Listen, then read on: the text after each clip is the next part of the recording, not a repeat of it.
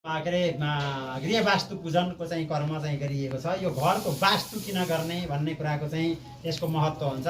त्यो घरको वास्तु भनेको कस्तो हुन्छ भने घर बनाउँदाखेरि चाहिँ घर बनाउँदा घडेरी खन्नेदेखि लिएर घर सम्पन्न गर्दासम्म त्यहाँ कति खनिन्छ, खन्दाखेरि चाहिँ कति रुख बिरुवाहरू मर्छन्, कति किराकिरीहरू मर्छन्, कति गणौलाहरू लगायतका चाहिँ किराकिरीहरूले काटिन्छन्, मर्छन्।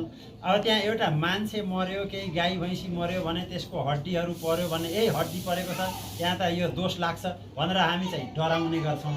तर त्यो किरा गणौलाहरू काटिएको मरेकोमा चाहिँ हामी डराउँदैनौँ, त्यो किनभने तिनीहरू सामाजिक छन् भनेर। तर वास्तवमा चाहिँ त्यो एउटा मान्छेको हड्डी पर्दा जति दोष लाग्छ, एउटा गाईको हड्डी पर्दा जति दोष लाग्छ, अरू किराकिरी तिनी प्राणीहरूको हड्डीमा पनि त्यति नै दोष लाग्छ।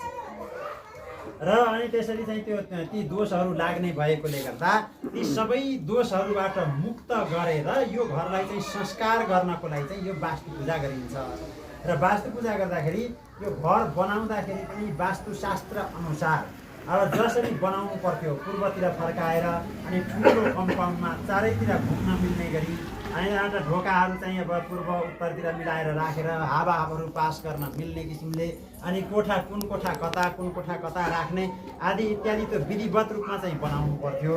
तर त्यो सबै बनाउन चाहिँ अब समयले चाहिँ मिल्यो मिलेन, हामी कस्तो ठाउँमा छौँ, कस्तो परिवेशमा छौँ, त्यसले गर्दाखेरि त्यो कुरा पनि मिलाउन नसकिएको हुन्छ। त्यो कुरा पनि त्यसको दोष नलागोस् भन्नका लागि त्यहाँ एउटा वास्तुको चक्र बनाइन्छ र जहाँनिर जुन देवताको स्थापना गर्नुपर्ने थियो त्यो चाहिँ अब घरमा त्यही किसिमले स्थापना गर्न नसके पनि त्यो एउटा चक्रभित्र चाहिँ त्यहाँनिर ती देवताको स्थापना गर्ने र पूजा गर्ने र हे भगवान् सन्तुष्ट हुनुहोस्, यसबाट चाहिँ हाम्रा सबै वास्तुका दोषहरू चाहिँ नाश हुन् भनेर यसरी वास्तुको पूजा गरिन्छ।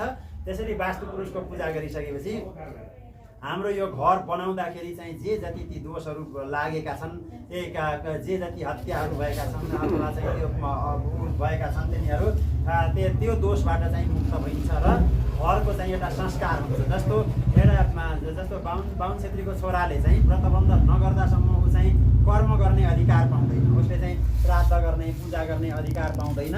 हो त्यस्तै घरको पनि वास्तु पूजा नहुँदासम्म चाहिँ त्यसमा कर्म गर्ने अधिकार पाइँदैन। त्यसैले गर्दा चाहिँ यो वास्तु पूजा गर्नुपर्छ भन्ने त्यसको चाहिँ महत्त्व हो। र त्यो